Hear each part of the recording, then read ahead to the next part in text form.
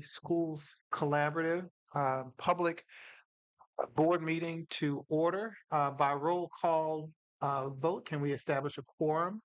Madam Secretary. Hodge, Present. Creek, Present. Pearson, Milton Roberts, Taylor, present. Great. Thank you so much. We do have a quorum. Thank you all for your attendance tonight. May we please stand for the Pledge of Allegiance. He said it. I pledge allegiance to the flag of the United States of America and to the republic for which it stands, one nation, under God, indivisible, with liberty and justice for all. Thank you. We will move quickly through our agenda tonight. It is my commitment that this will be the briefest, most informative, and effective board meeting that we've had in the history of the Normandy Schools Collaborative. With that being said, we will move to item number 2, which is our board norms. Secretary Pearson, I'm sorry, Director Pearson, can you please remind us of our norms? I'm sorry. That is not a problem at all. Thank you. It's on now. Okay. Good evening, everyone. Our board norms. We use facts and data to inform our decision in accordance with the interests of the overall district as a whole and not any particular segment thereof. We will support the delegation of authority of the superintendent in the day-to-day district operations and act in accordance with the 6 governing documents. We support the board's decision. We come to the board meetings informed and prepared. We honor our elected roles by being in attendance. We will honor our voices by encouraging individual input and listening to others. Thank you so much, Director Pearson, for that reminder. President, Yes. I would like to also am I on? Mm-hmm. Can you all hear me? It ain't on, so there we go. I would like the record to reflect that Director Petty and Director Edwards are now in attendance. Thank you so much.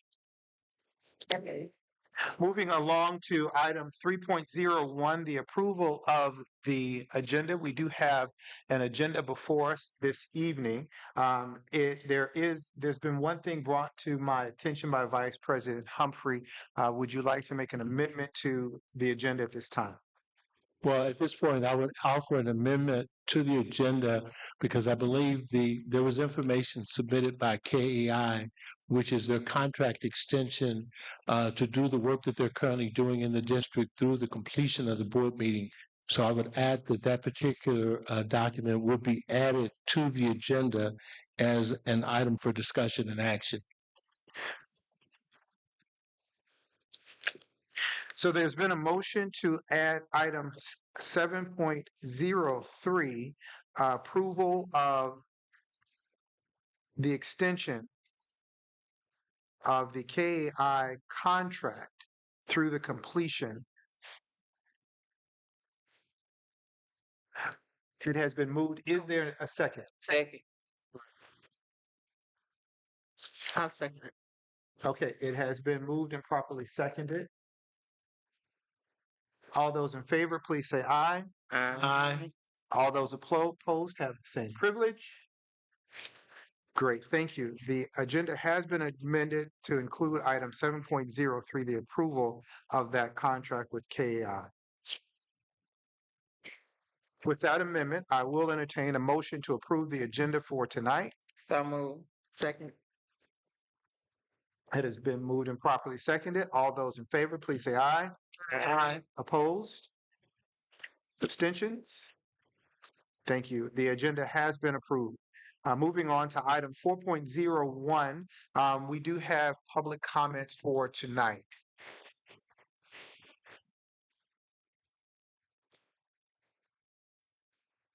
Mr. President, Good evening. directors, and superintendent, ladies and gentlemen, good evening. Good evening. Can you please speak into the microphone?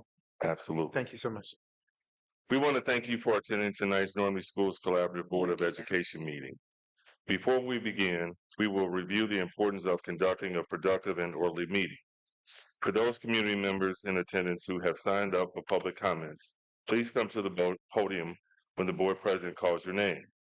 Out of respect for everyone in attendance, yelling, foul language, props, visuals, and addressing the audience are not permitted. Public speakers may not identify staff or students by name. In addition, audience members are not allowed to speak, yell, or cause any disruption during public comments. This ensures the Board of Education is able to listen and transition to the next speaker.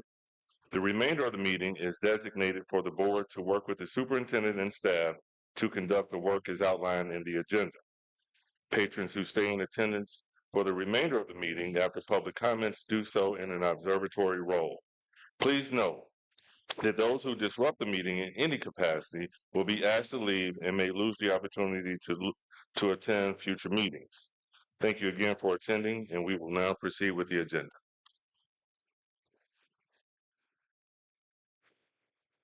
Thank you so much, sir. We will call to the podium at this time Ms. Deanna Day.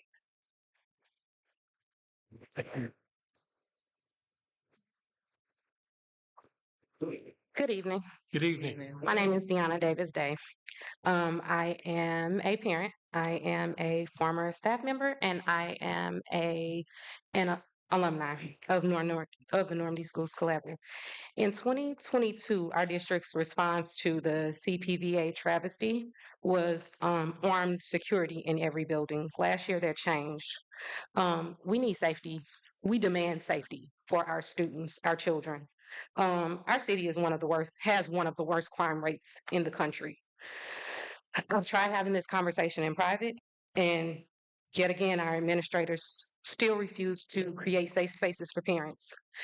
I've heard that we are searching overseas for talent. Our students face enough obstacles and hurdles. This creates language and culture barriers that ultimately create learning barriers for our students. Dr. Collins Adams just told us in the last board meeting that our children need people that look like them in front of them. We should be investing in talent and pulling talent from our own parents. No, these parents do not just come willingly, and it's because the most of the time their interactions with our district are usually negative. So we 100% understand why parents don't just come forth and volunteer to work for our district. But we also know that without these parents agreeing to send their kids, we have no school district. We have no jobs. I also see that we're using floaters as teachers. Our teachers are floating this year. I mentioned this to admin right before COVID. But the vision wasn't for core teachers, it's for encore teachers. The vision was for reading and math specialists, especially considering the rate at which SSD is denying our students services. We've invested in a number of outside resources, both systems and MOUs, which are costly for our district. We would hope that this initiative will free up some of the district level administrators, and they can return to the school district level to support our students directly. Thank you. Thank you so much. We appreciate you taking the time to submit those requests to speak and having your voice represented here this evening. We encourage all those who are listening to participate in this board meeting by sharing your board comments or concerns. Thank you. Moving on to item 5.01, we have some public recognition at this time.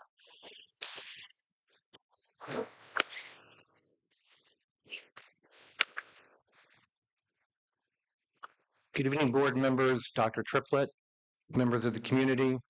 We do have a recognition tonight. Normandy Schools Collaborative Superintendent Dr. Michael Triplett was recently selected to participate in the American Association of School Administrators National Superintendent Certification Program East Coast Cohort for 2026. Additionally, Dr. Triplett has been nominated to receive the prestigious Apple for the Teacher Annual Educators Award presented by Iota Phi Lambda Sorority, Inc. At this time, I'd like to ask Ms. Paula Sams to come to the podium so she can provide a little bit more information about this award. And as she makes her way to the podium, I want to let you all know that she is a retired Normandy educator. She spent 33 years here in the school district. She's a member of the Iota Phi Lambda sorority, Alpha Zeta chapter, and the chairperson for the Apple of the Teacher Award, which honors educators during National Education Week. Thank you. Good evening, Board President Hodge, members of the board, and the school community. My name is Dr. Paula Sams, and I serve as the chair of Iota Phi Lambda Sorority Alpha Zeta Chapter's American Education Week activities. Annually, during American Education Week, our chapter recognizes outstanding educators in the St. Louis metropolitan area. This year, we are proud to announce Superintendent Dr. Triplett and Principal Nave have been selected to receive the prestigious Apple for the Teacher Award. The Apple for the Teacher Awards luncheon will be held Saturday, November the 23rd at the St. Louis Airport Marriott Hotel. We encourage you to support your district's educators by purchasing luncheon tickets and/or an ad. Proceeds from this program largely support students through scholarships. Each year, our goal is to raise a minimum of $8,500 to give to graduating high school seniors and $675 to 6th through 8th grade students for their winning essay entries in the board essay contest. We look forward to you celebrating this momentous occasion with Dr. Triplett and Principal Nave. Thank you. Thank you so much. Let's give both Principal Nave and our superintendent another round. I want to add something to this experience to give you a little bit more insight. Everyone in our district are both learners and educators. Our superintendent is a great model for that. As a part of his ongoing development, he is participating in an advanced certification program offered by the AASA National Superintendent Certification Program. They offer a focused curriculum designed to develop transformative leadership to improve student achievement. Taught by experienced, successful superintendents, the program emphasizes case-based learning through whole group, small group, and individual activities. Participants receive one-to-one coaching from veteran superintendents and complete a capstone project addressing a critical leadership issue in their district. Graduates join a dynamic alumni network with ongoing opportunities for connection and professional growth, supported by the AASA. And so we are very supportive of our superintendent participating and very proud for his recognition for this initiative. And at this time, I'd like to call, I think we've got some additional insights from Anthony Taylor. Is that true?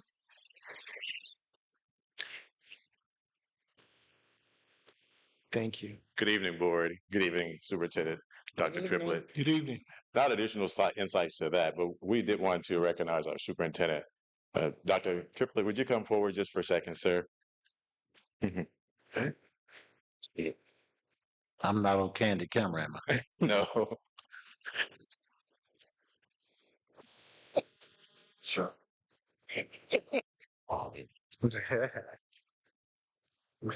Just right there, it's fine.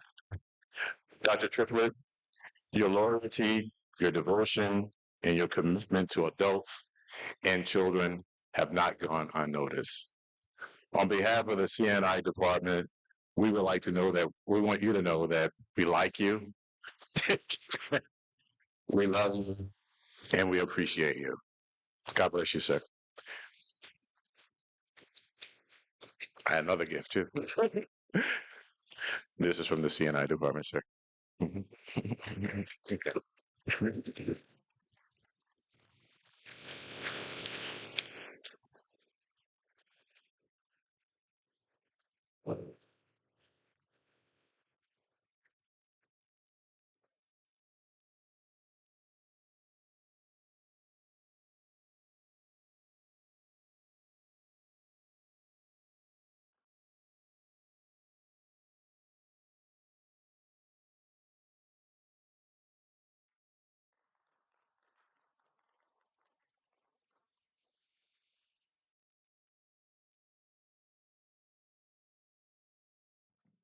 Wonderful. Thank you for, again, for the recognition and taking time to recognize a job well done.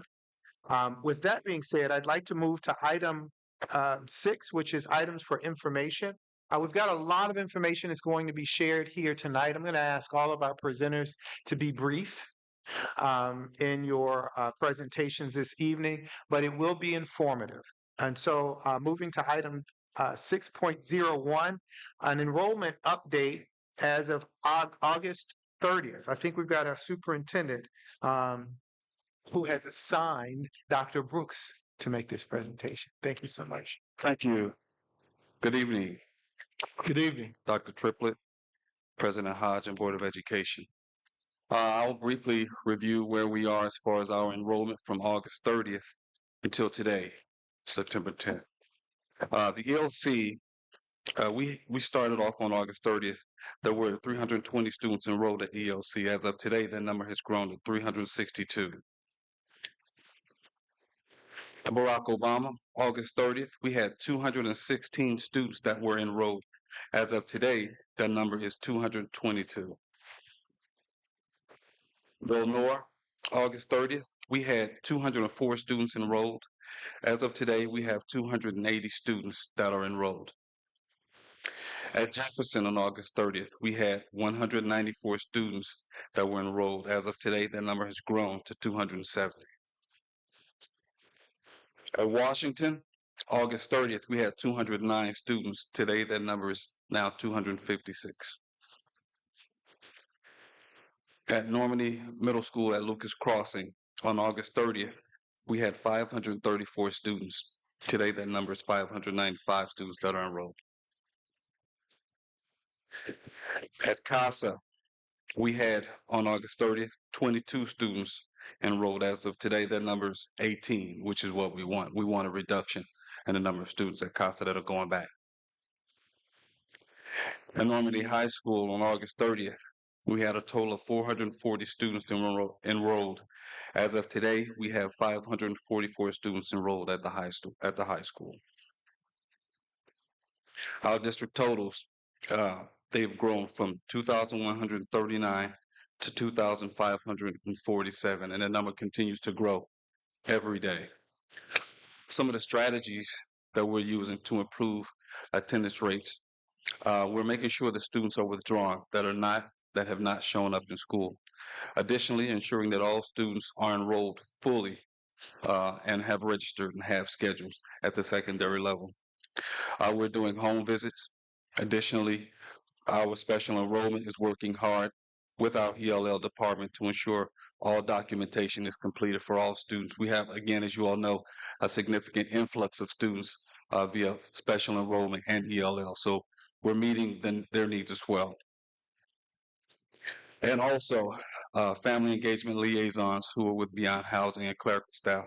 They'll continue to make daily calls and doing home visits to make sure the students, if they're not showing up, if they're returning, if they've transferred out, or if there are other reasons for them not showing up and meeting their need. That's all I have for enrollment. Any questions? Thank you so much. We'll do have an opportunity. I think Dr. Petty. I have no question. Thank you. Director Roberts. Just a little bit of clarification. You said that the Early Learning Center, the enrollment went to 362. So for the 3-4s, for the youngest age group, do you know what that number is? What that pipeline number is? So can you say that again? I'm sorry. For the Early Learning Center, do you know what the pipeline number is for the youngest group, the 3-year-olds? For the pre-K 3, they started at 44. Pre-K 4 was 88. Kindergarten was 188. But I didn't break that down. Okay, no, that's fine. Okay. Thank you. Thank you. Director Pearson. Good evening. Good. My only question is still a wait list at the Early Learning Center? It should not be a wait list. Right now, we're trying to ensure that all students who have an opportunity, especially if we have the faculty, and that's right now, that's what we will be doing. So we should not have a wait list. Thank you. Director Edwards. Thank you. Director Taylor. No questions. Vice President Humphrey. I have no questions. Thank you so much. Thank you for the presentation. Thank you. Dr. Brooks. At this time, we'll move to item 6.01, school presentations. We will hear from Washington and Normandy High School this evening.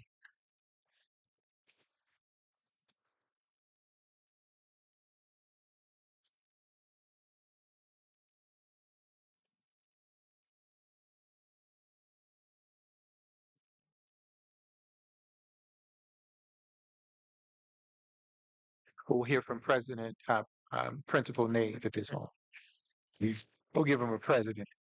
I didn't call him brother, so although he is my brother.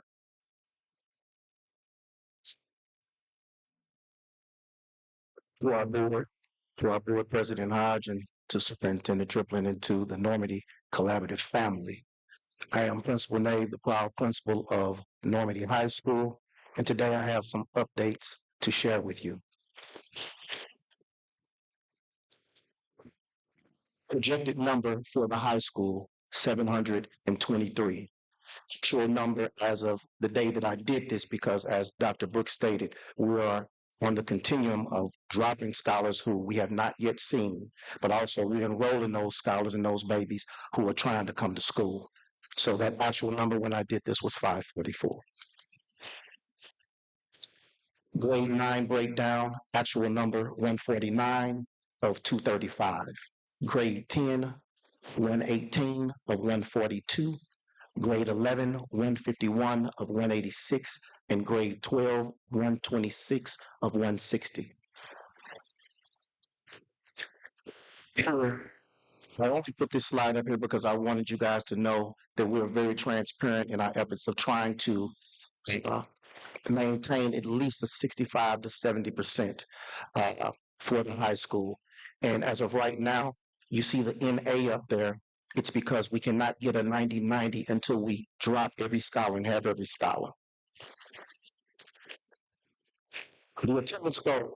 By the conclusion of the 2024 school year, Normandy High School will have achieved 65% 90-90 attendance rate.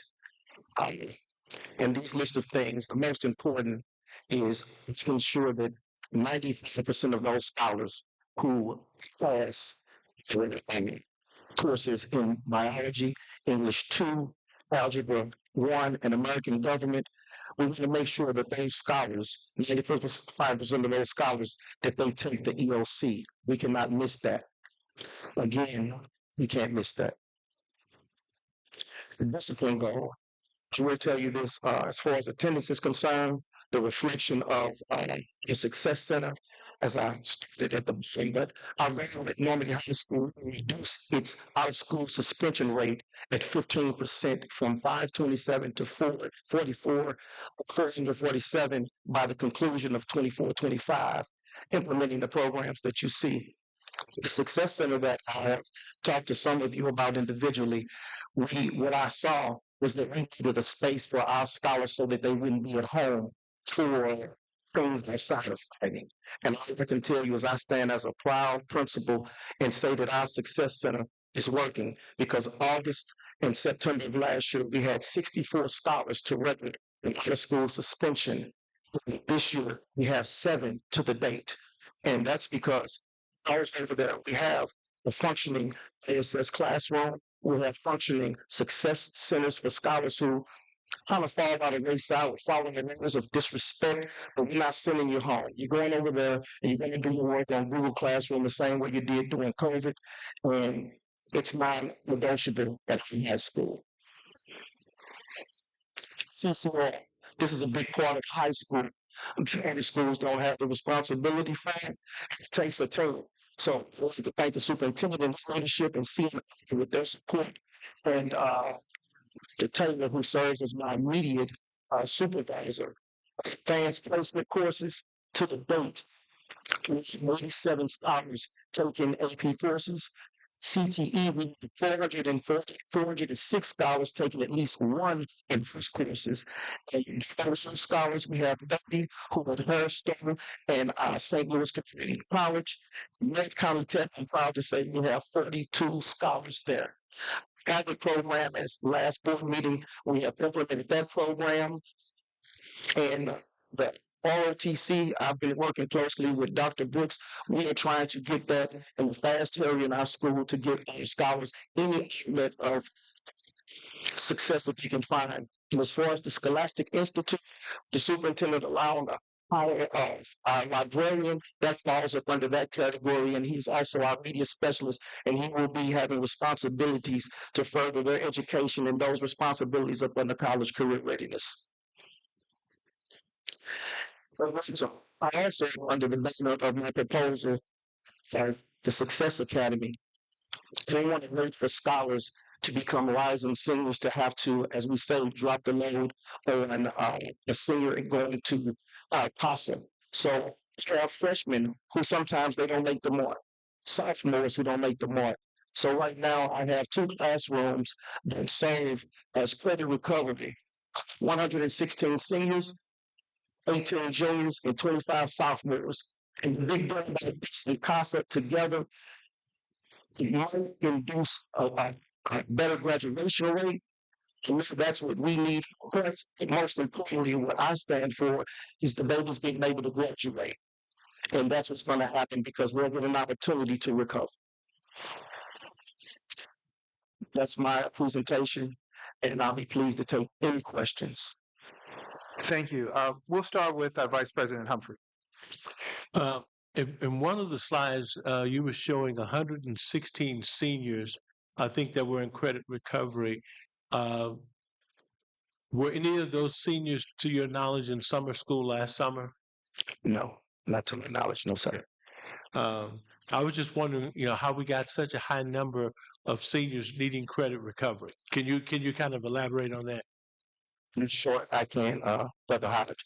So what we had was a lot of juniors last year who failed 2 or 3 courses.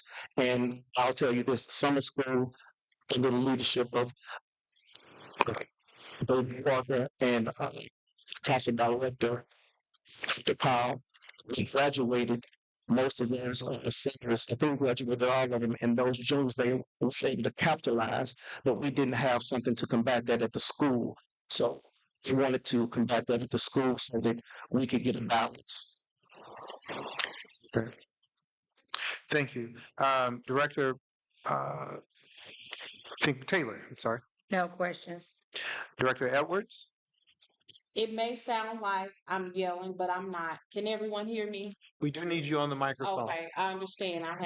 I don't have one at the time. But Dr. Nave, I just want to thank you for everything that you're doing at the high school. Thank you for the extensive amount of data that you've given us, providing us a window into your work. I appreciate that. Thank you. Thank you. Questions, Director Pearson? I don't have any questions. Thank you for your presentation. Director Milton Roberts?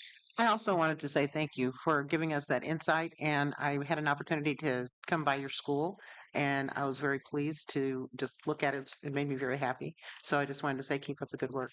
Thank you. Director Petty? Question. Thank you. I do have a question, and this is a reflection back. Do you know how many CCR points we received in the last measure? I think it was 2022, 2023. I know, but I can't speak to that concretely, sir. I know we fell short and missed points. I know we missed significant points in the past, not only in 23, but also in 22. And we did not receive those points. And already with the efforts that you have in place, we stand to triple any numbers that we've had in the past. Yes. And I just think that needs to be recognized with a round of applause. Thank you so much. Community has asked for those things to be in place, and we're implementing those things at the high school. So thank you. And before I leave the podium, I want to thank the board for approving and the superintendent for pushing a college career readiness person in the building that can work with me to where those numbers that you guys are speaking of, we can have concrete numbers because we're still working together to get those numbers. So thank you. Thank you so much. As we move on to item 6.03, I want to point out that this is a part of our CSIP goal number one, which is student achievement. Some of the times I think we overlook the fact that people are saying, what are we doing with our CSIP goals? What are our strategic goals and how are they aligned to what we're hearing? And so we don't always point that out. So I want to be able to point out to you that these are the steps that we're taking that will move us towards full accreditation. Okay? So with that being said, we welcome Jossie Haynes to the microphone. Thank you, sir. What happened to Washington? Oh, one more school. They said this. Oh, Washington. Somebody told me that Washington. Oh, we're here. Thank you so much. Thank you so much.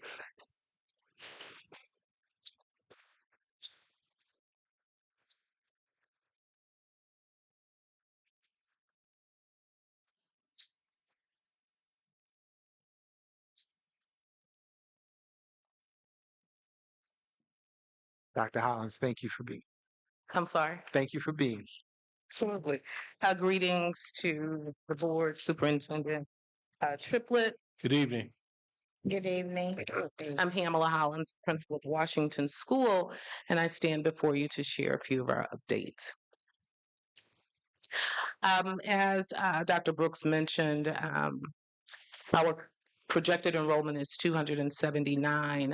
As of the completion of this report, we were at 251, but our enrollment is growing every day. Today, we enrolled 4 additional students, so it's constantly moving.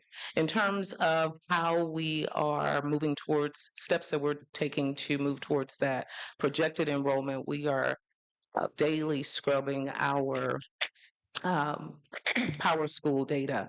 And what we found is that some of our students are enrolled at other schools in the district, and we've just learned that we need to communicate with that school to get them moved over to ours. We have students who have left the district, and as Principal Nave stated, we just really need to continue to clean our data. Our attendance clerk and family engagement liaison are very diligent in reaching out to our families, helping them with SNAP codes and just the overall enrollment process. We've also had some families to come in with advocates to help them navigate the portal as well. So we are really reaching out to our families to ensure that there are no barriers to their enrollment of their children. Here we have our demographics. Our first grade has 41 students total. Second grade is at 45. We have 60 students in third grade, 48 in fourth grade, and 57 in fifth grade. Our male population is slightly outpacing our female, and our special school district population is hovering around 14%. As Principal Nave stated, we still have some work to do before we can access our 90-90 data, but I have shared with you our 90-90 historical data for the last 2 years. Our attendance goals, we aspire to achieve an 85% 90-90 rate. And some of the action steps that we're doing actually were born out of our Title I parent meeting last year. And our parents were really vocal in stating that they want to know what's going on at Washington. And so we're working to get other avenues to communicate a dashboard of sorts to our parents so that they know where we're standing academically and in terms of attendance, just overall school status. So our family engagement liaison and I are working closely with our families regarding that. Actually, we have our first of the year Title I meeting tomorrow, where we will continue to collectively work out what that will look like for our families. Additionally, we are launching our attendance campaign so that students know that coming to school is expected of them. But in addition to coming to school, we want them to know that learning is required. So showing up is just part of the expectation. We also build incentives in our building to reward students who have good attendance.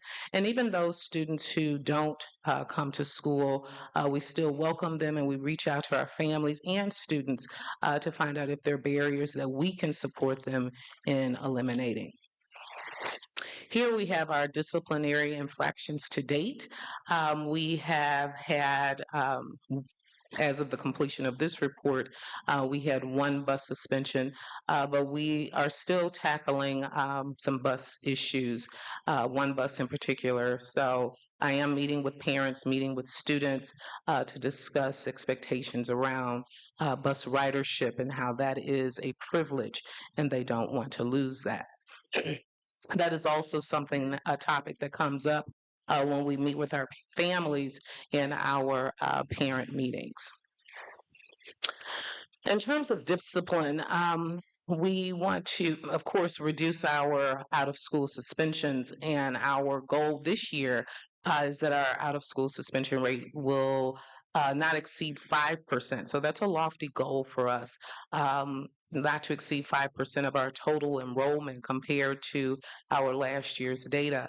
And out of school suspension for us, we are developing some innovative practices to ensure that students know how to deal with conflict. And so that's primarily the issue that we see with our students.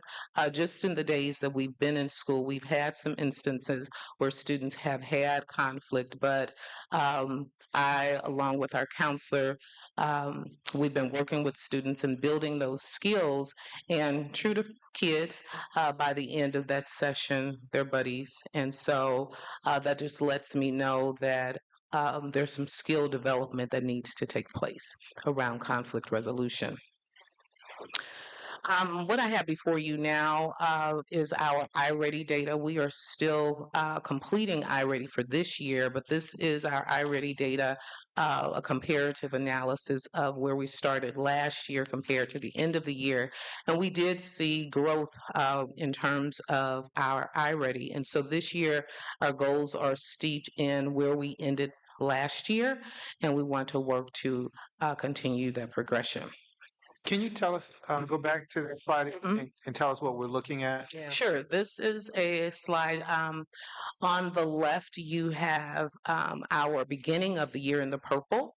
You have the beginning of the year data in all of the categories. You have on and above, and then you have purple in the second column, which is one grade level below, and the purple in the third column is the percentage of students who scored 2 grade levels below, and the final column is students who scored 3 or more grade levels below at the beginning of the year. The orange columns show where our students scored at the end of the year. So that you see at the beginning of the year, we were right around, I believe that's 13% of our students scored on grade level. And by the end of the year, we were at 31%. And so this is last year's data. That was last year's data. We are still completing the beginning of the year iReady assessment. Great, thank you. Mhm. And here we have the same chart as it applies to math. And so we did see progress in the first 2 areas in math. And again, we want to continue that. So the goal is, of course, to decrease the number of students who are showing up in the last 2 columns.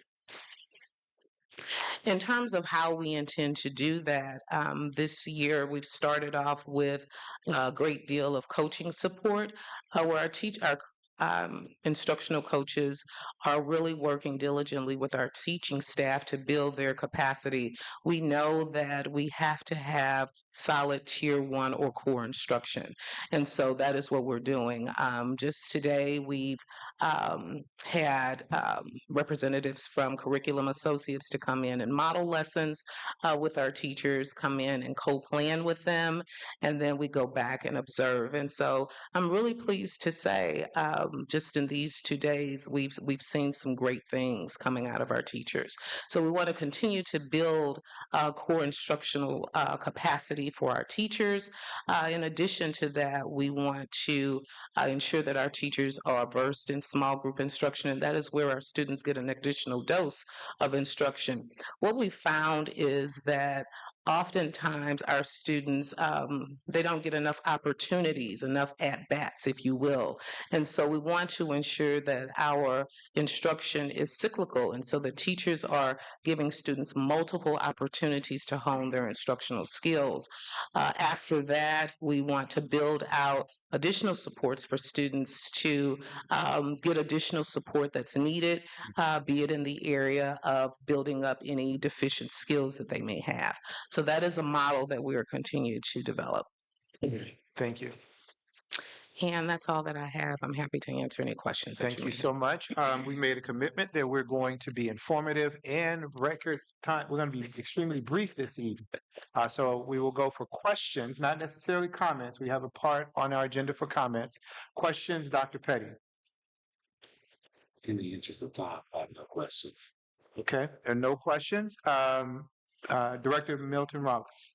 I have no questions. Thank you for your data. Excellent. Director Pearson. I have no questions. Thank you. Director Edwards. Director Taylor. No questions. Thank you for the presentation. Vice President Humphrey. I have one. As I looked at the one slide where you talked about kids that are 1, 2, and 3 years behind in their learning, I guess the statement that comes to mind is how far and how fast.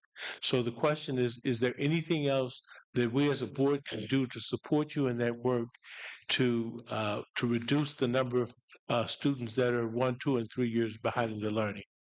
Absolutely. And I think that the board has made the investment. I actually have a meet and greet with the international teachers on Friday. And so we know that teachers are the hub of what happens in school. And so continuing to support staffing and professional development is a great effort by the board. Okay, thank you. Thank you. I had two questions, but I'm going to narrow it down to one.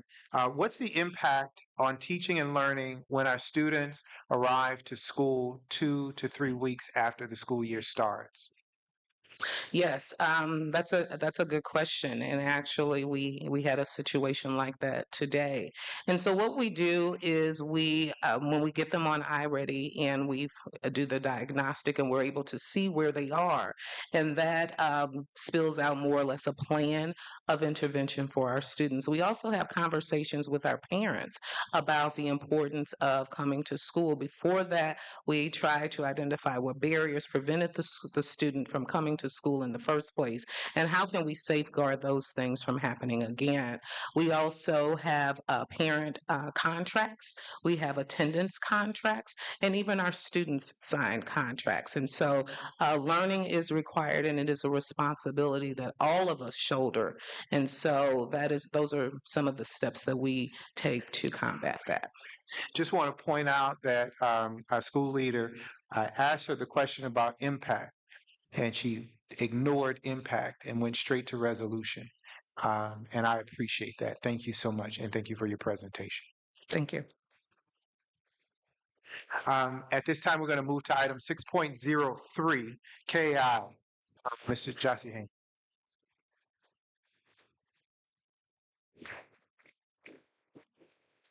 While he's getting ready, good evening, board.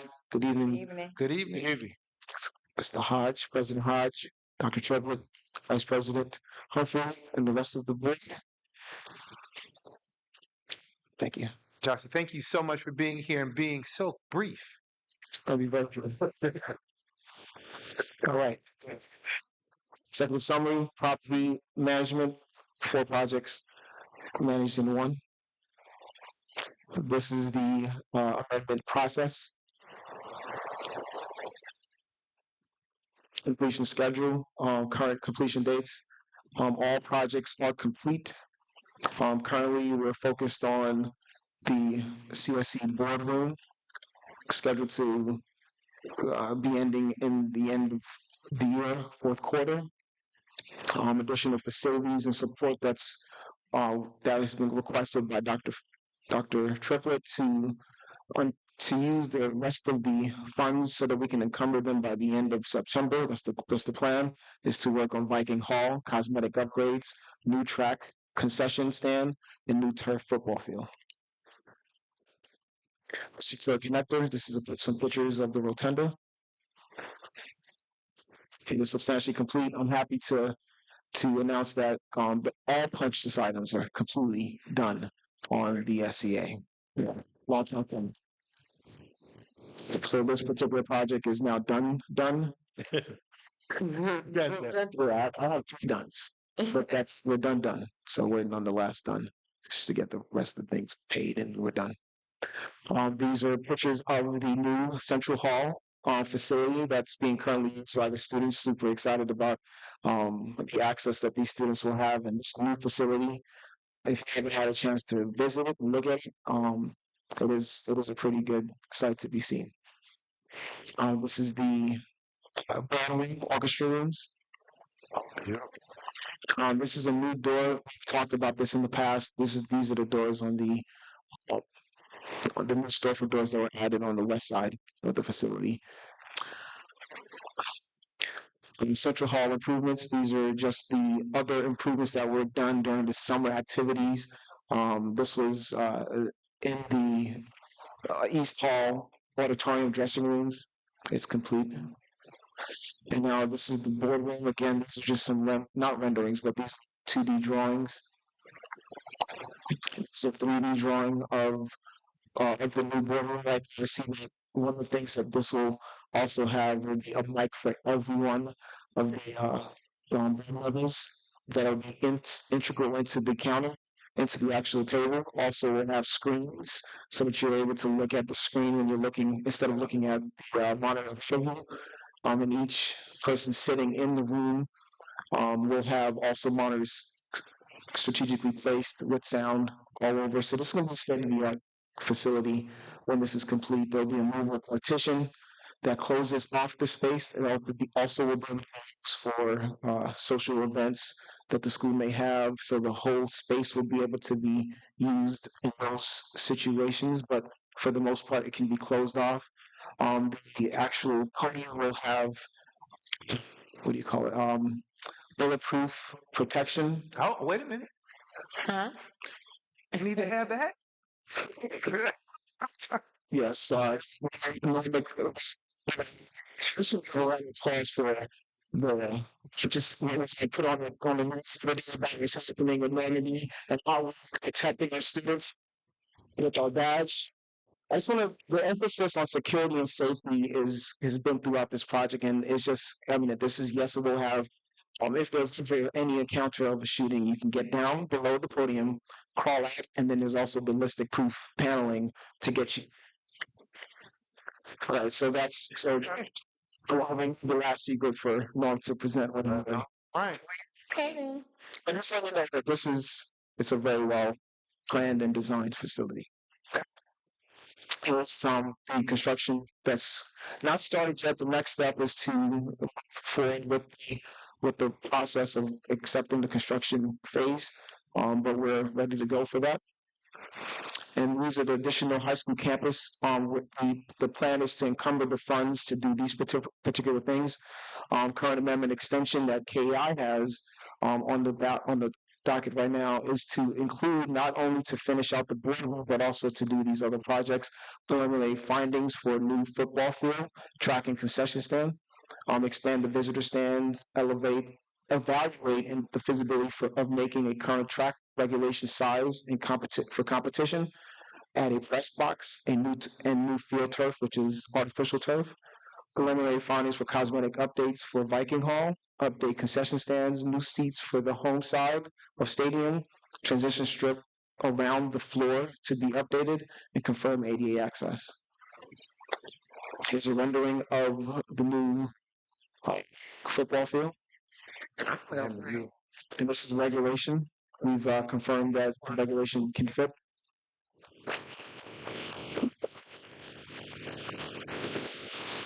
The funds allocated. So again, this is the funds sources from multiple places that we've received from the school.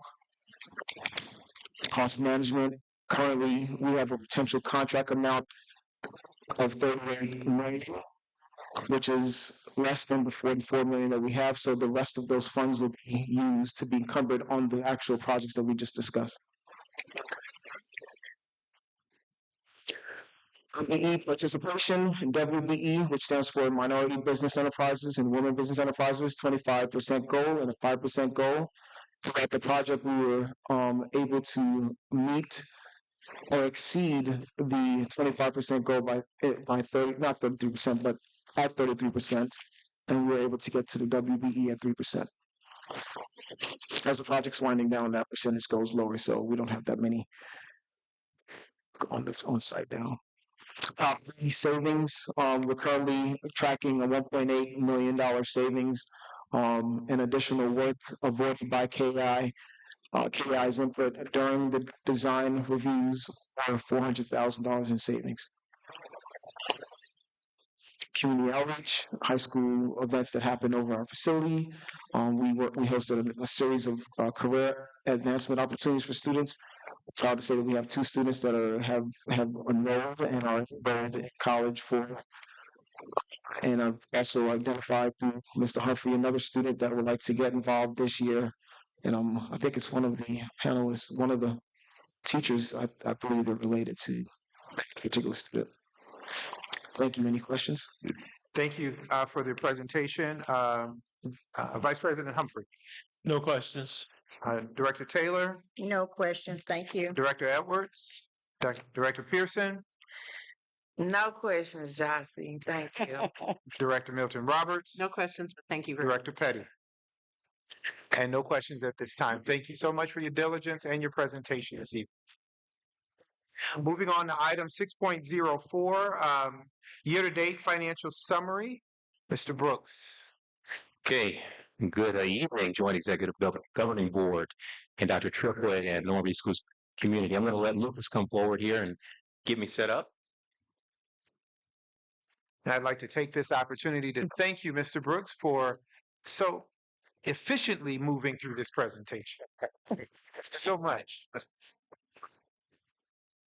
Appreciate it. We're going to actually get through this thing in about 3 minutes. What do you think about that? There we go. Be thorough. Yeah. Yeah, we'll be thorough. Be gone. Again, good evening. Just a quick synopsis, basically giving you the financial position and the results of operations for the school district. Actually, we're just looking at 1 month ended through July, the first month of the academic and the fiscal year. We're doing well. We finished the year, the 23-24 fiscal year, very strong. We had a 33 to 34% fund reserve balance. Moving in and looking at July, we had revenues coming in at about $6.4 million. We had expenditures coming in at $3.8 million. So that boosted our fund reserves actually up for the month. So year to date, we're at a total fund reserve of about 42.45% with $28.6 million banked. And then that equates to roughly 39.91%, just under 40% operating fund reserve in both our general and our teachers fund accounts. And so we're pretty strong. Again, as the community and as you know, as the board, the state mandates about a 3% minimum fund reserve in the operating funds, and we're well over that at this time. Now, as the academic year, as we move into the year, we're going to begin to spend down some of these reserves. So our system, normally what happens is we run through, reserves come down, and then we replenish basically our funds in December and January when our tax receipt revenues start to pour in. This is, again, our financial position. As I had mentioned, we ended or began the year with about a $26.045 million surplus of funds banked. We had revenues, again, coming in at $6.4 million. We had associated expenditures coming in at 3.8, which basically drove our ending fund reserves up to about $28.6 million. And again, that equates to that 42.45 overall fund reserve and the 39.91% operating fund balance that you see there. I want to quickly mention a few things that are going on. We just finished the annual Secretary of the Board report. We submitted that prior to the August 15th deadline. That equates to roughly 2 points on the APR, so we successfully garnered those points. The business office also is currently working with our new auditors, Daniel Jones and Associates. That's progressing pretty well. We're going to be providing you basically the audit report at the December board meeting. We're working with the HR department to assist with our recently board-approved transition to the Cigna Health Plan. And so that's coming along. There have been a couple of little challenging things about it, but that's moving along pretty well. And then finally, we are also working with St. Louis County to develop our property tax, evaluating our property tax assessments. This is a non-reassessment, what we call a non-reassessment year.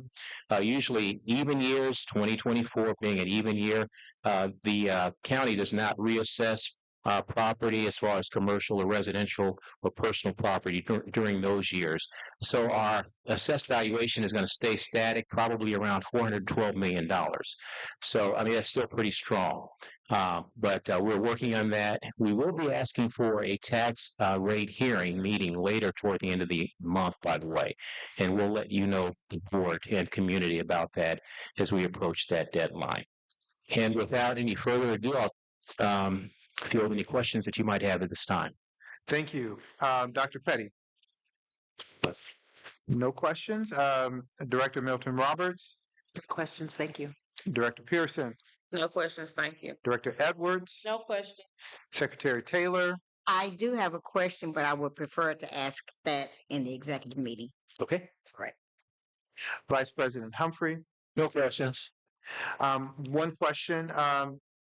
Thank you, one, for the timely reporting, which will garner us additional points on APR that we did not receive last year.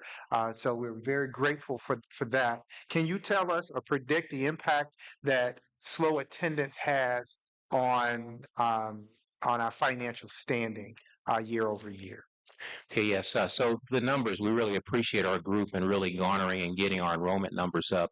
But this year, as far as our state funding, the state's going to be looking at our actual daily attendance. But fortunately, we have a weighted average daily attendance, which builds in the numbers that we're seeing, the growth in our ELL students that's being added. But yeah, the fact that we are missing some goals on our enrollments, our attendance, that's hurting us a little bit, but we should recover and be okay. Okay, thank you. With that being said, thank you for your presentation. Thank you. At this time, we will hear from our athletic director. We have 6.05, an athletic update. I believe this is the first time that Coach Davis will be presenting to this board. So welcome, sir. Thank you. Good evening. Dr. Triplett, board president, board vice president, other board members of the Normandy community. I'm just going to give you a quick update on the athletics at the high school and the middle school. So right now at the high school, we currently hired 5 new head coaches to start off the school year, the 24-25 school year. Softball, we hired Zoe Palmer. She has college experience as a GA. She also played softball at one point in time in college. So, and volleyball, we hired Ms. Bullock. She has experience coming from other high schools in the area where she coached as a volleyball coach. We have Pablo Costello as the new head coach for football. He has experience from coaching in this area also. Also, he has connections with Little League teams and also other middle school teams to try to join more students to come play for Normandy High School football. Cheerleading, we have Shamika Millet. She's actually an alumni of Normandy. She has tremendously done a good job. She has brought out, I think we have over 20 cheerleaders right now that she's brought on, and they're doing a good job. Last, we have Lindsay Cole. He's the new girls basketball coach, and he's actually doing a good job right now for us getting females to come out and start training right now and get themselves ready for the new season.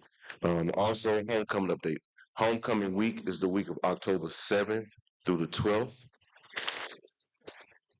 We have already come up with a homecoming theme.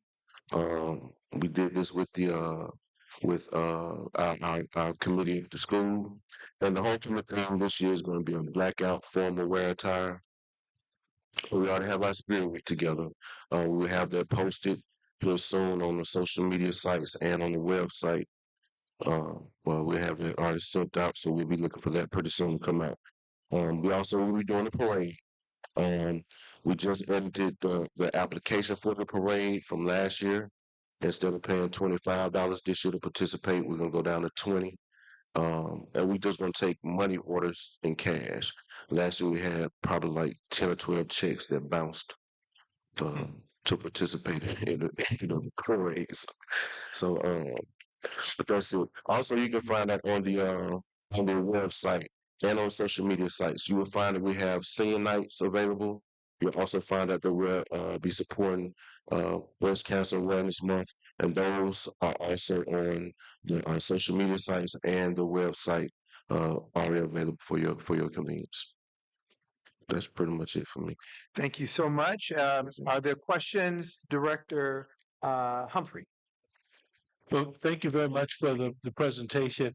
As you were going down through the list of sports, I was curious to know whether or not golf will be provided this year and/or tennis. So we do have golf provided. We don't have tennis. So female golf is in the fall, male golf is in the spring. Thank you. Also, I wanted to say, this year you'll see that all of our athletic sports teams will be in brand new uniforms. All right. So, and I have a video to play so you can see a snippet of that, but all of them being brand new uniforms. Great. Thank you, Director Taylor. And so thank you for the presentation. Are the children or the students, who do they reach out to if they are interested in joining in on one of those activities? So we do have sign-up sheets throughout the school, and as those sheets get filled up, I will go out myself, pull those sheets down, and give it to the head coaches to contact the students. So where exactly are they located now? All throughout the building. So you Right. have some in East on all 3 floors. We have some in Central, all 3 floors. Cafeteria. You have them in North, and you have them in West. Okay, and thank you for, because I was gonna ask the same question that Director Humphrey asked about the golf. Yes, ma'am. Yeah, thank you. Director Edwards. Question. What other, besides the activities that we do for homecoming, do the athletes and you may not know about the band and stuff like that, do they participate in any other activities that happen out within the community? So this year we're actually we have a band director, and we're working with I think like 30 students right now to create a band that will be performing for homecoming. Hopefully they can be in the parade also. As far as like athletes, they can participate in the parade. They can participate. I kind of want to bring back the bonfire that used to take place, but that's another conversation we have to have to get to get taken care of. But I do want to bring that back, and I think this should be a good way to bring that. I mean, a good time to bring that back. We just have the right conversation take place for that. So. My other question is, does the coaches also work with the middle school? So no, and they do not. The middle school has their own coaches in the building. We would like for it to happen that way, but right now at the moment it doesn't happen that way. Great. Director Pearson. Thank you for your presentation. I don't have any questions. Director Milton Roberts. Thank you for your presentation. One question, and that is, are there plans to really get the Normandy community involved in homecoming? Just so that, people are asking about it because it's kind of with COVID and so forth hasn't been. Yes, ma'am. So we kind of got ahead of the ball this year, I think, by putting out the homecoming date on our social media sites and website before we actually put out the schedule, the football schedule. So we are going to go around. Once we finalize this, I think we're going to meet tomorrow, the committee at the school with the students. And then once we finalize for the application for the parade, then we'll get into the community and start passing out applications or handouts or what else is going to take place for homecoming week. Thank you. You're welcome. Thank you. Director Petty. Congratulations. Thank you. Great. Thank you so much. We are excited about sports, and I understand that you have a little video that you're going to share with us at this. Yes, sir, I do. It was just to show the student athletes in their new uniforms and, so we can get excited. That's great. Who created this video? Chris and his team, they are awesome at what they do, and I probably get on their nerves a lot by asking them to do a lot of. If you haven't been following us on social media, the presidents are knocking it out of the box with our social media and video production. We're really excited to see the work that they've done. It really appeals to this generation. I love it. I feel younger every time I watch one of those videos. So in this video, you'll see our fall sports. So it'll be cross country, it'll be volleyball, cheerleading, football, and softball. Okay, football uniforms are not. You'll see them this coming up Friday.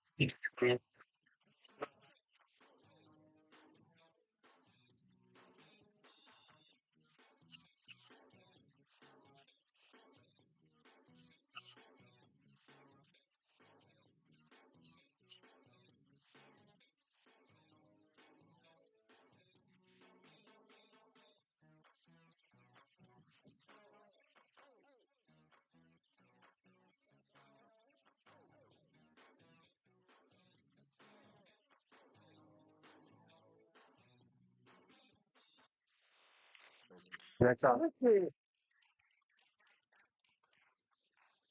I saw everybody going back to their high school days. Oh, no, yeah, exactly. That was. Yeah, that's awesome and very encouraging. Thank you so much for that presentation. At this time, we're going to move to item 6.01, 6.06, a security update from Norm. Good evening once again. Evening. Good evening. Good evening. I have a few brief updates I'd like to present to you all this evening. I'd like to report that we are 100% complete on the training of strategics for the school, and everybody has been trained and ready to go. We will do periodic training events with the schools and making sure that everybody knows what to do, when to do, and how to do it. And we have a new security surveillance system in place. We have over 600 cameras that we've added to the district this year. So we're trying to minimize all the blind spots that we have in our districts, in our schools. I mean, Dr. Triplett, Zach, and myself, we walk the district with our security officers who walk the buildings every day to make sure that we covered every inch of the building that we possibly could with cameras. So, and they all have recording ability. And we are checking those every day to make sure that they are actually have recording capability. Our security team, I know that that's been a concern, that we put all of our security teams in the high school and the middle school with roving patrols at the elementary schools. But we did that to make sure that we minimize all of the major fights that are happening, and they're happening more at the high school and middle school. So my security team has been instructed to work with the building principals and make sure that they are in places where the majority of the altercations are happening. And the last but not least, the major event that we had a report of a sexual misconduct on the high school campus on August 27th. We are working diligently and cooperatively with the local police department to make sure that we get all that taken care of and investigated to the fullest, and people are held accountable. I'll take any questions. The district has also launched a Title IX investigation as well. Absolutely. Director Payne. Question.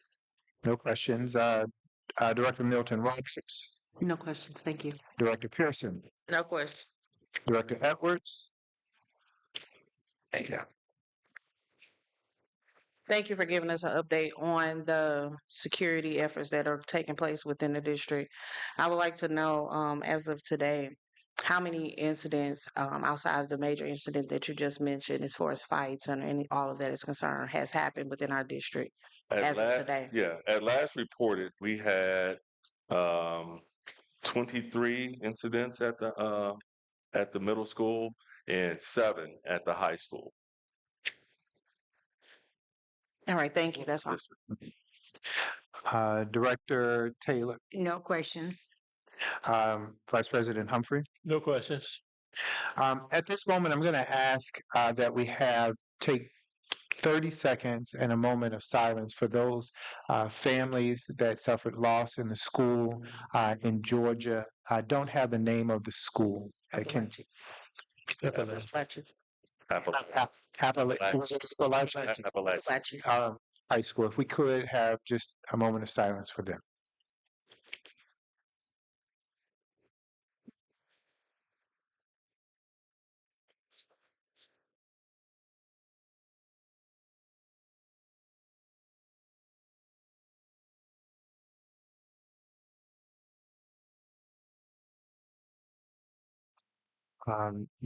Our hearts go out to all of those, even if one is lost. There's so much promise in a life, and it is harmful, hurtful. It's terrible to lose a child inside of a school. Um, but we recognize that we can do as much as we can to protect our children, but it's never enough. And so at some point we have to turn it over. But it is our responsibility to do as much as we can to protect our children when they're in our care. And so we've made a priority for hearing from our safety director at every board meeting. And we've put the expectation on our superintendent to make it a top priority. And we're very proud that we've, as a board, approved Centegics for our district and that they had Centegics in place in Appalachia High School for this incident. And it is credited with them not having more incidents in that school. And so thank you to our superintendent for supporting and promoting safety in our schools on Channel 4 last week. If you haven't seen the video, look it up. But it's worth seeing. Thank you again. Just to add to Mr. President that because it's Centegics, their response time was 120 seconds to the incident and to get this person under control after it was all reported. So that is all due to Centegics and everybody paying attention and sheltering in place as they should have. So I just want to say also that security is my job, but it's everybody's job. And in every after action report that I've ever read in my whole 30-something year career, people always telegraph their thoughts and their intentions. So I just ask that everybody in this room and in our district pay attention to behaviors. So that will squelch a lot of activity that could happen. So yes, it will. Thank you so much for your presentation. Moving on, we will go to item 6.07, request for qualifications in legal services. Good evening again, Normandy Board of Education and Dr. Triplett and Normandy Schools Community. Just wanted to briefly give you all an update as the board that we are going out, we are issuing a request for qualifications to the legal community. We're soliciting basically legal services, looking at our legal services. With all of our services, it's best practice that we go out periodically, basically issue requests for qualifications or proposals to solicit basically participation from our vendors or from the community, and we're doing so at this time. We want to, we have a great school district, and so we're issuing this request for qualifications this week. It's going to basically be issued and floated for about 2 weeks, and then we will evaluate, a committee will evaluate the responses that will be coming back. We have been pleased with the services that we've received currently from our current provider. However, we want to under best practices do this. The evaluations will come back and we'll be looking at several important things, not just the cost of services for the attorneys, the staff, and paralegals that will be supporting us, but we'll be looking at things around experience. Do these providers have extensive experience with school law, and specifically also with urban, some experience with urban schools. Additionally, we will be looking at their staffing. We want to see, okay, do the staffs mimic or have representation of people that look a lot like our community? That'll be something else that'll be included in the evaluation. So we look forward to this time. We want to, again, issue this request, and we will be bringing forth a recommendation for our services to you, the board, next month. And without any further comments, I'm ready to take questions. Vice President Humphrey, Have no questions. Director Taylor, No question. Director Edwards, Director Pearson, No question. Director Milton Roberts, No question. Director Petty, and I have no questions at this time. Thank you so much for your presentation. Moving on to item 7, items for discussion and action. Item 7.01, boardroom renovation projects, the Campus Support Center.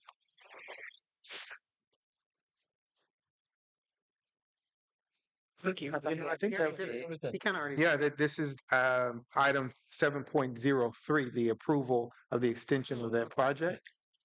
No, this is. Points from 3 or 7.01. Yep. When it just. Yeah, but 01 is. Yeah, because they said Yep. the extension for the contract. That's what you're saying? Yes, sir.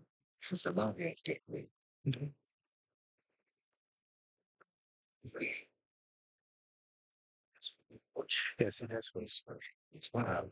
I was under the expression that there was something separate and yes. I see what's going on Amazon. I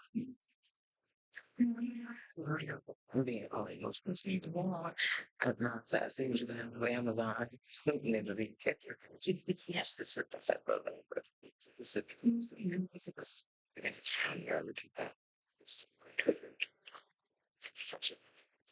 just when you have information. Just Good evening again, Board of Education. Again, we have our Vice President, Jossie Haynes, here, but with the great work that KI has been providing the district over the last several years, we have evaluated things and we want to bring them back basically and extend their services. Jossie had mentioned several other projects that they're currently working on, which include, of course, the boardroom. We've got the football field and the track, etc. We've got Viking Hall. There's some other things that we need their expertise on. And so we're bringing forth a recommendation that we extend their services. This is going to be a reasonable cost at about $430,000. And it is at this time that we're asking for board approval to approve them with these services moving forward.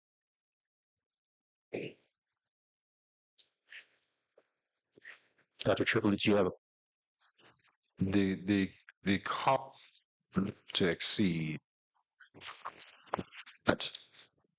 What are we doing?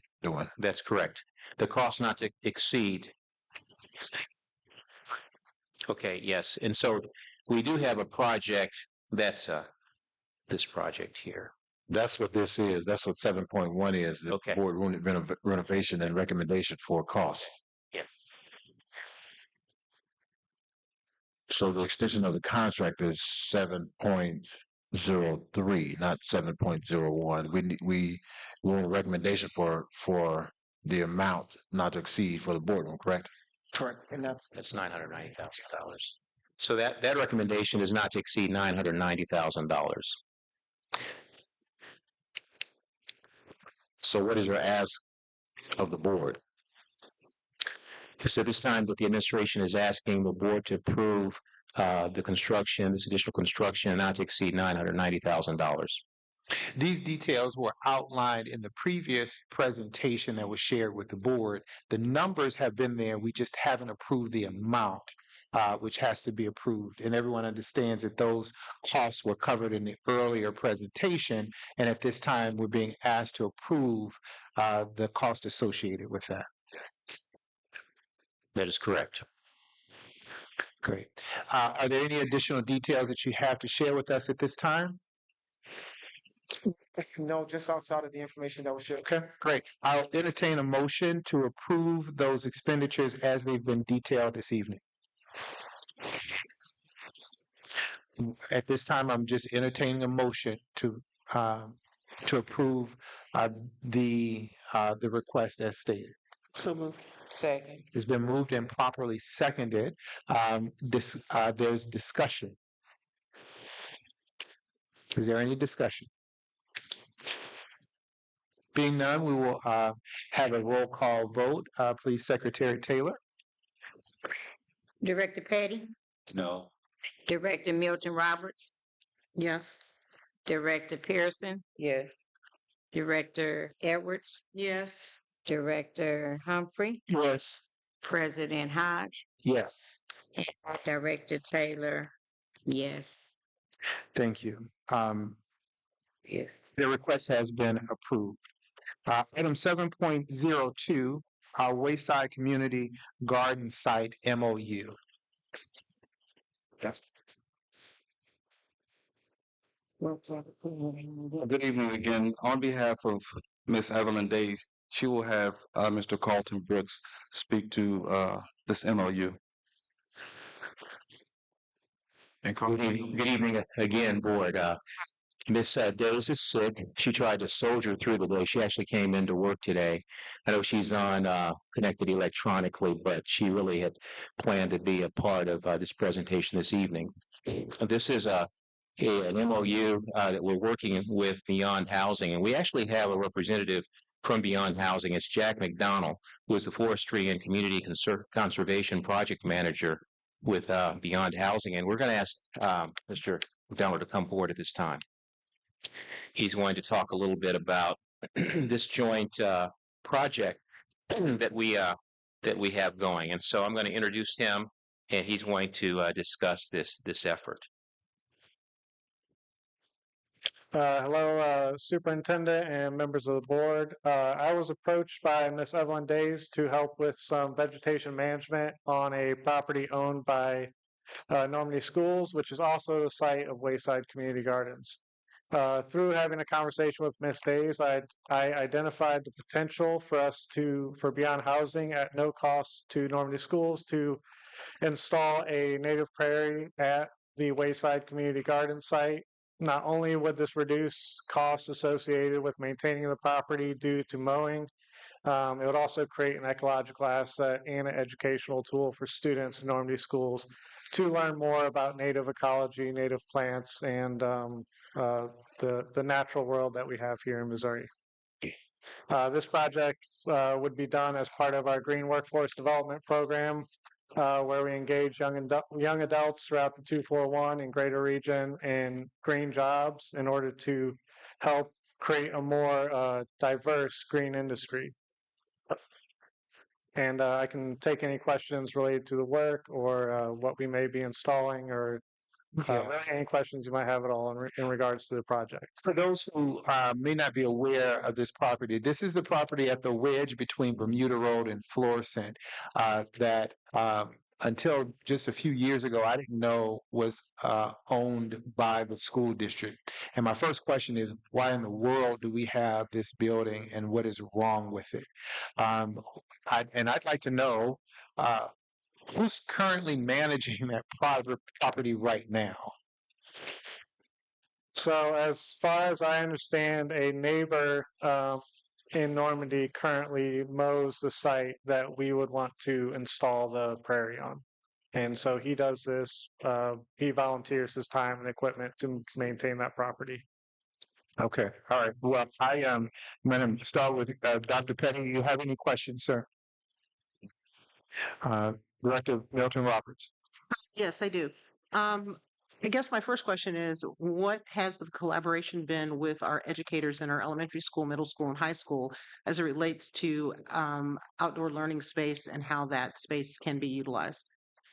I definitely think it could be utilized as an outdoor learning space. I would encourage educators to contact me if they are interested in outdoor education, because we do have a great resource here in the state of Missouri through the Missouri Department of Conservation. They will provide resources to Normandy schools. They will bring instructors and to help teach teachers about how outdoor education, about teaching about the natural world. And MDC also has a 1st through 12th grade curriculum already built for outdoor education. They can also provide funding for school buses, for field trips. They can provide educators and naturalists to share the opportunities, but not only that the natural world has for recreation, but also for what it may have for careers. But it is currently not being used towards any of those purposes. No. There's, Currently it's just for a community garden space. yep. So what I'm hearing is that there's the possibility of doing that, but at this point in time, a collaboration has not been had. No conversations have been had with the educators as to what they're looking for or what they would want. No, not at this point in time for that site in particular. We have for the past 5 years engaged middle school 7th and 8th graders from Normandy schools in the 241 Arbor Day, where they are exposed to different careers in the green industry and get to meet with municipal leaders to discuss different careers in arboriculture and natural resource management in general. What about the collaboration that we already had on that spot with Gateway Greening or whatever it is, and the historical context of that site with the Lewis and Clark expedition? I don't know if he's the proper person to ask about partnerships that the district No, I'm has with just others. asking the question because we're asking to have a new partnership, but I think we already have a partnership. So that's why I'm asking the question. I'm not familiar with any Okay. of that partnership. Okay. The site that we're looking at, basically Ms. Days received a complaint from the city of Normandy for the condition of the property. Obviously, we would help mitigate that issue because those conditions are mostly caused by invasive plants. That's plants not native to our ecology that have a negative effect on our environment and truly the health of the residents who live in the Normandy School District footprint. Right. Anything else, Dr. Milton Roberts? Yeah, I was trying to make sure I got the name right. It's Gateway Greening, and it says here that the native prairie, I toured the site, and the native prairie is already planted, some of it, and it's part of the Robert Trulask Family Foundation that helped us to put that into place. And so it seems as though there should be some conversation and understanding of, what if there's any overlap or anything of that nature before we make another agreement to, enter into another project with someone else. Definitely. So the native plant gardens currently on site are partially being maintained by the community garden there. Yes. But we already have an agreement with the community garden that basically giving us their blessing to essentially expand that site, and that they approve of the work and that we want to be interfering with the activities that are already taking place. Obviously, Normandy Schools Collaborative is going to be the final decision maker on this agreement, but we just wanted to do our due diligence to make sure the community that was already on that property is with us as well. And this work would be funded in part by the Trulask Family Foundation. So I think it would really just be building on the work that that Trulask and Gateway Greening has already put in there. Great. Dr. Pearson.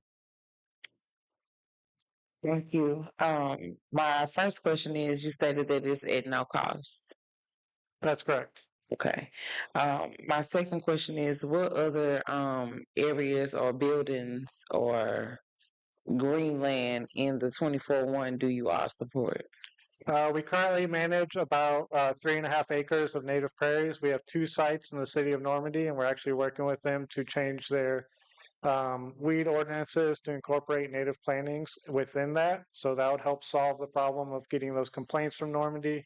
The city of Normandy really has signed on to our program, jumped in headfirst with us. We have a 3-acre prairie behind Normandy City Hall. We have a 1/2-acre prairie behind Pagedale City Hall. And then we have 2 additional smaller sites in the city of Pine Lawn and 1 more additional site at the location of Normandy Public Works. Thank you. Director Edwards. Secretary Taylor. I believe that you made a comment and you said that sixth and seventh grade teachers have had children come out and possibly have done some type of grooming or planning. Is that what you stated? So is it still, would they still be able to utilize that? Would they be able to come out and do those kind of things? If it's, go ahead. Absolutely. I think these sites do take some time to prepare, and I understand that Normandy Schools works on a one-year basis for MOUs. But I think in general, a site would be an educational resource in about 2 years to be a site for students to visit and learn about native ecology and the native prairies that once covered the state. And that's the reason I asked that, because I know many years ago, that's what the teachers would do. They would take them out and teach them about nature and those kind of things. And so if we have access to a garden, I think it would really be great to get out and take the students out so that they could learn about gardening, you know. Yeah, and additionally, I think this would open up a partnership to help refab the building, because one of the funders for our department is the Missouri Department of Conservation, who have grants available to create outdoor recreation spaces. So that building rehabilitation could be part of one of those future grants, especially if there is a native prairie on site. So that dreaming big, we could see the rehabilitation of that building possibly becoming an outdoor classroom. Great. Thank you so much. We want to go to the next question. Vice President Humphrey. Well, I guess in your presentation, the current community garden that's there will not be impacted by the work that you're doing? Absolutely not. And I know that that property is kind of like a pie-shaped wedge. What percentage of that property would you be using for the native gardens that you're talking about? We would be basically using all the frontage against along Florissant Road, which is where we receive the complaints from Normandy School District. Right now, it's mostly a drainage ditch that's overgrown with weeds. And then on the north side of the driveway, there is it's currently just turf that's just being mowed and not being utilized. So this would allow that space to become an ecological asset and a learning tool, because native plants do help bring water into the soil. They help prevent flooding. They're the biggest carbon capture resource that we have, pound for pound. And as far as inputs go, the cost is very low. Okay, thank you. 3 easy questions. Will it make it prettier? Yes, the native prairies. It's a simple question. Is it going to cost us any money? No. Will we be better off as a community with the work that you're doing over the next year? And in my humble opinion, yes. Thank you. That's all I needed to know. Entertain a motion to approve this MOU as presented. So moved. It's been moved. Do I have a second? I second. Any additional questions? Yes. One of my questions is that I'm always trying to figure out what's in it for the kids and also what's in it for Normandy schools. And so one of my concerns is that we've not had an opportunity for legal to go over the MOU. And another concern is that we have not had any opportunity to talk about name, image, and likeness as it relates to any kind of signage and any kind of ownership for what actually happens there. And my third thing is that we've not had an opportunity to collaborate with our teachers as to what it is that they're needing.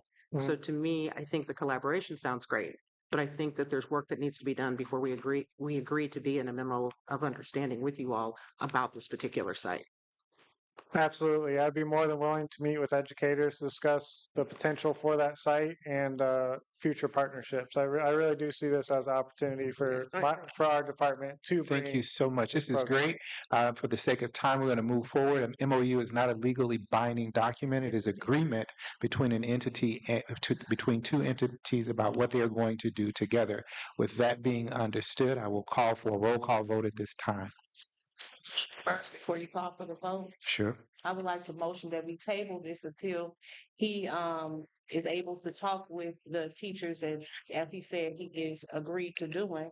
And once he's done that, then we can bring this back to the table and we have more details about what it is that we need to do with this space and how it's going to be managed by them regarding this MOU.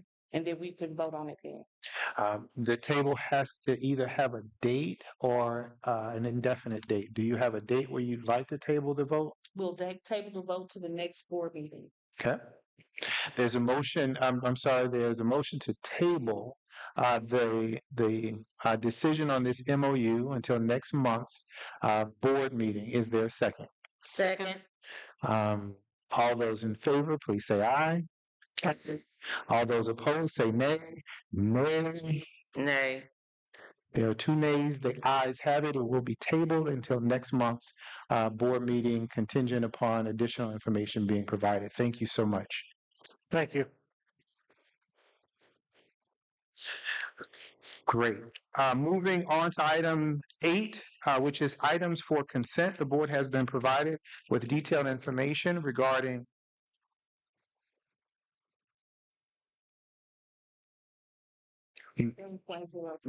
the contract extension was covered in item 7.03. Is that an additional item for approval for KI? Yes.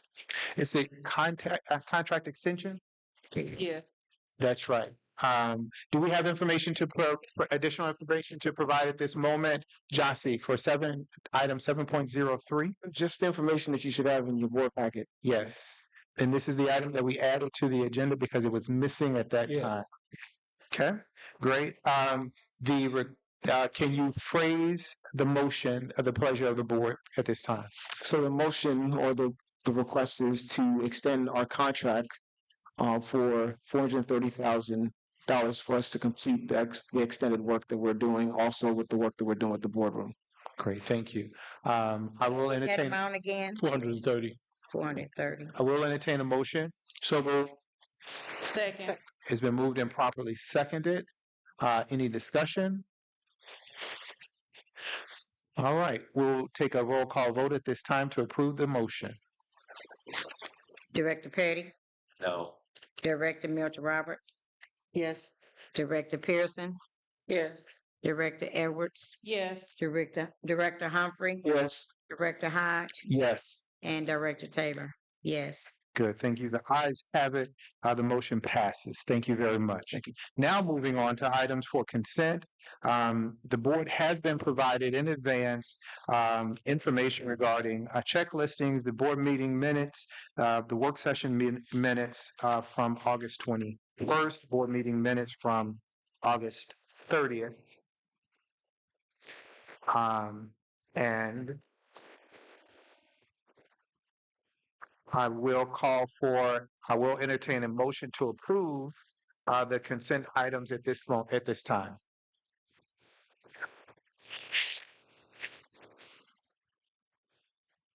I will entertain a motion to approve the consent agenda at this time. So moved. Second. It has been moved and properly seconded by roll call vote. President Hodge? Yes. Humphrey? Yes. Taylor? Yes. Edwards? Yes. Pearson? Yes. Milton Roberts? Yes. Petty? Thank you so much. The consent items have been approved. Item 10, Joint Executive Governing Board. We will entertain board comments and announcements at this time. Item 10.01. I will start with Director Petty. Thank you. Director Milton Roberts. My only comment is that I'm glad that everybody is back in school, and for everyone that's listening as well as everyone that's here, literacy and reading are very, very important. If you've got a child, please read to your child. If you don't have a child, read on YouTube and make a channel and let some children watch it. We need kids to read. Okay, math too. Okay, we need to understand math too. And think about the fact that things as simple as a grocery store are opportunities for lots of dancing, lots of singing, lots of math, and lots of reading. And so we need to have some joyful learning with our kids, and it needs to be in everything they do with math and with reading. Thank you. Director Pearson. Good evening, everyone. Um, Being a Normandy alum, I'm happy to see the improvement that the district is making. Again, we get a lot of negative press, but I see a lot of positive. I see a lot of things moving forward that is positive.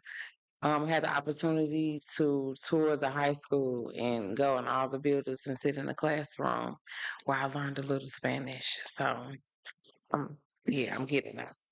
But the building looks wonderful. Um, the class that I sat in was wonderful. I sat in two classes, but still, it was wonderful. But to be alum is not the same building that I walked the halls in. It was great. So thank you again, Jossie, for um putting a little fire under everything. Also, I want to say a thank you to our athletic director, Coach Davis. Um, I asked him a question once, he had the answer right on target. So, um, Normandy history is deep when it comes to athletics or band, um, even academics, and I see it all coming back. It was gone for a minute, but it's coming back, and I'm glad to see it. Um, Thank you to our superintendent for bringing back the career readiness options. We had those options as a senior. Um, some of the students a few years back didn't, so I'm glad to see it back.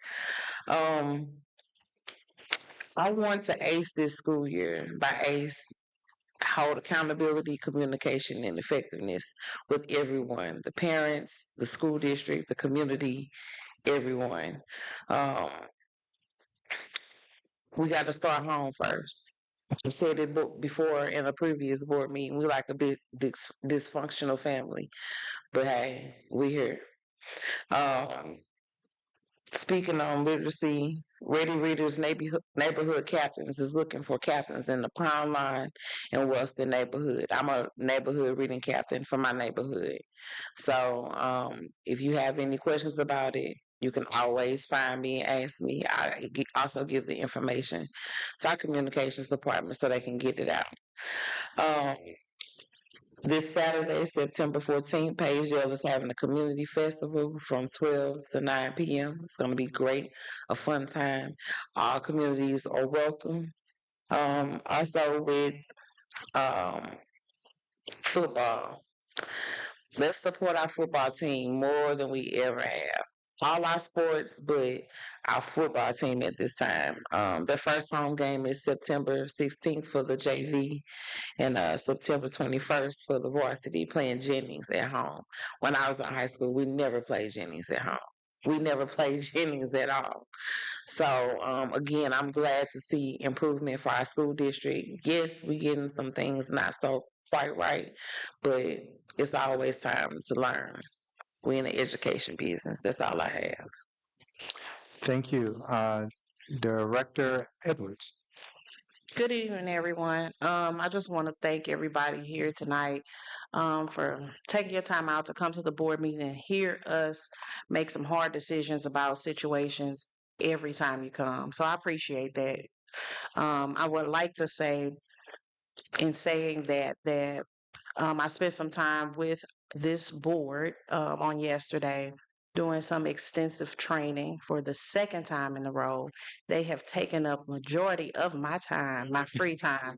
But I appreciate that because we've learned to grow and learn each other's personalities and understand that we all have a passion to see this district move forward. That being said, I want to again thank Mr. Nave and Dr. Hollins for their presentations tonight. Shout out to Washington Elementary and Miss Montgomery that did a fabulous job during the enrollment process, calling every parent. I know she called me 15 times, so I appreciate her. That's my plug. But also, Miss Teresa, I want to, Director Pearson, I want to thank you for stretching yourself across all communities, even mine, Pagedale, for stealing my thunder about our celebration this coming weekend. So I'm excited to see any and everyone come out and help us celebrate our city. That is all. Wonderful. Thank you. Secretary Taylor. And just wanted to say thank you to each of you all for the work that you do. And I am finding that each of us have a lane. And if we stay in our lane and we do what we're supposed to do, we all get to the finish line. I want to shout out to our Chief Security Officer, Mr. Campbell, and he made a comment about our children being safe. And that's the one thing that we definitely have to be concerned about is the safety of our children. I say at every board meeting, I'm going to say it again on tonight. I pray fervently for our children. I pray in the morning when they go out to the school buses because there are some that have to be out early in the morning. Not just those that come to this school district, but some have to catch buses to go to other areas. And so let's continue to pray for our children. Thank God for the Centegics because it is a very important instrument, and I think that it's going to really help. But in addition to that, it's going to take all of us. And he said one thing. He said it takes all of us to watch. When you see a child that's withdrawn, kind of standoffish, don't really talk. Sometimes it's a good thing to just walk up and start a conversation and say, "Hey, what's going on with you?" Because, like with the young man just a couple of weeks ago, and all of those incidences in the past, somebody came after the fact and said, "Well, I thought something was wrong." If you think something is wrong, go to them and address it. We can always reach out to children. And if remember, it takes all of us. It takes all of us to raise a village. And so just keep up the good work. Keep up the work. Thank you. Thank you, Vice President Humphrey. Well, first of all, good evening, and thank you to each person that made a presentation tonight. Thank you for those that are online listening. Thank you for those that took the time to be sitting in the room tonight. I have three areas I'm going to touch on very quickly. As I often joke with people and say none of us should be surprised that school started August 19th. So the word that we have to get out to parents is that attendance is critical. We must have all children in school as quickly as we can. It's one thing to talk about projections. It's another one to talk about actual young people that are sitting in the seats.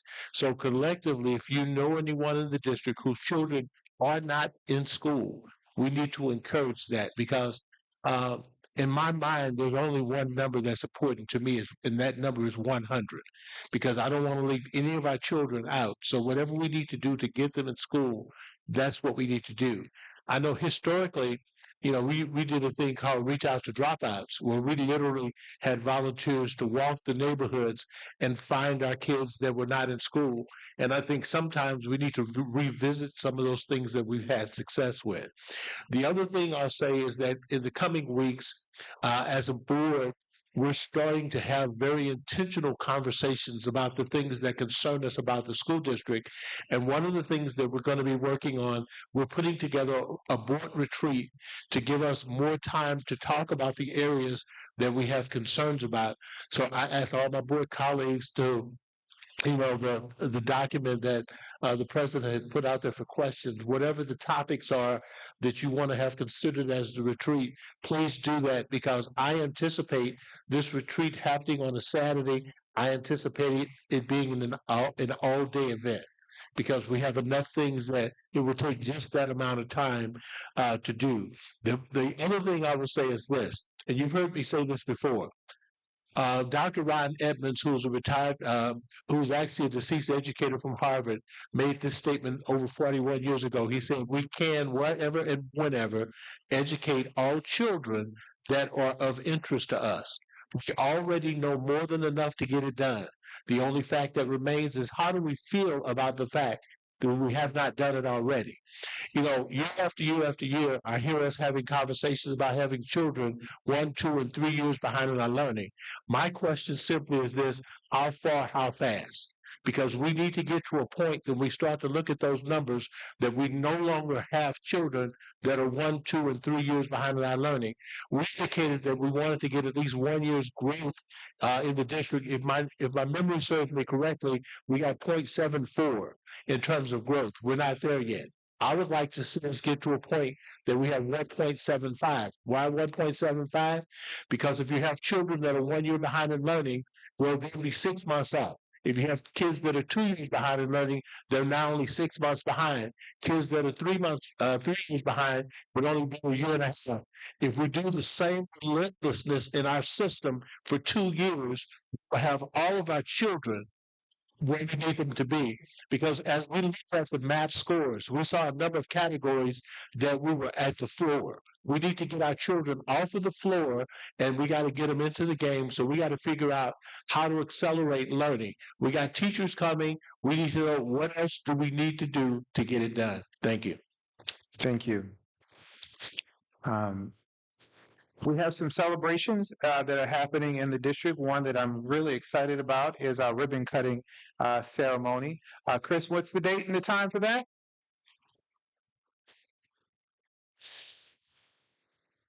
10 o'clock a.m. Oh, great. So that is September 21st, Saturday at 10 o'clock a.m. and everybody is invited to the party. Everybody again. Everybody. All right. Everybody's invited to come and to celebrate. And stay for our game. We're going to celebrate at the football game after the ribbon cutting. So we're excited about that.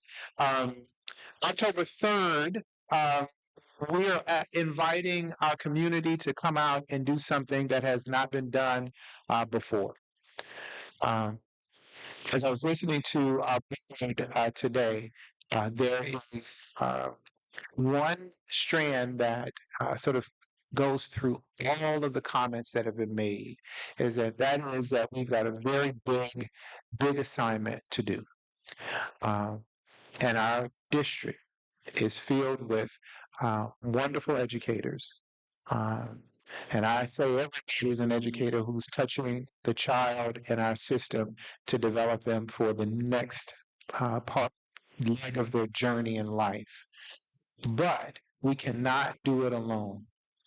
We need everyone to be all in this effort. Our community is comprised of so much more than the people in our buildings and in our buses. We need everybody to ask themselves, what can I do to help move the school district forward? I think that is the something different that we need to do, is that we need to open ourselves up to being a part of the solution for our schools and our children. There is something that each of us can do.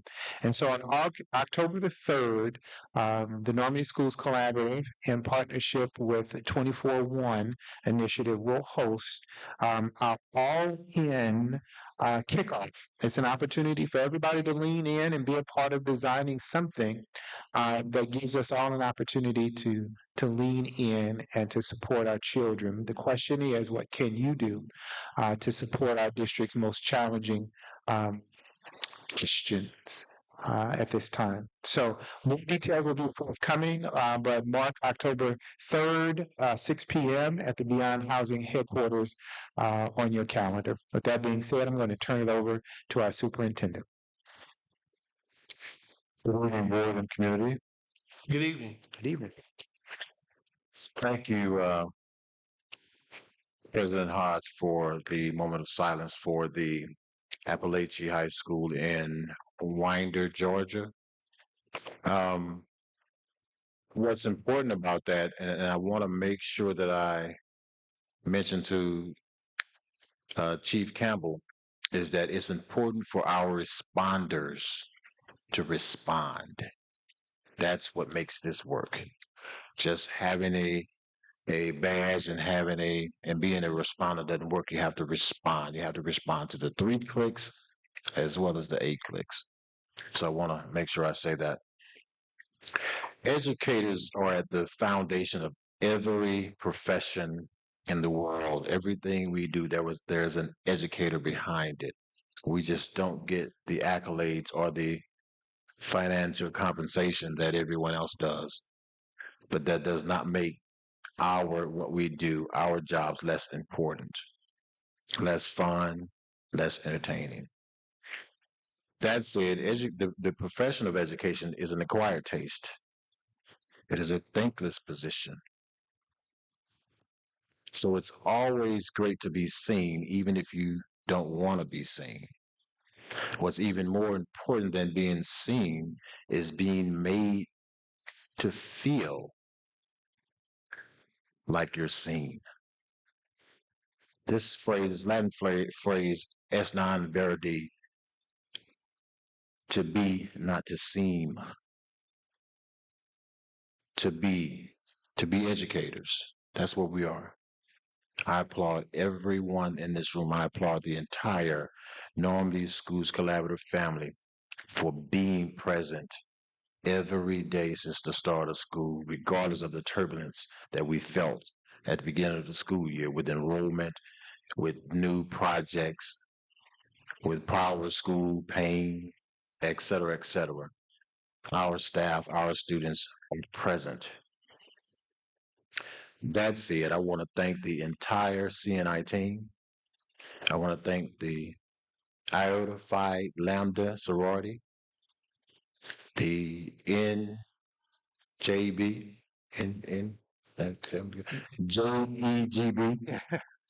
the NSC, not only for seeing me, but for making me feel like I'm seen. Thank you. Thank you so much, Superintendent.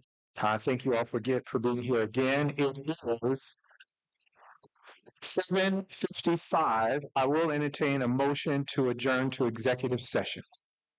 It has been moved and properly seconded.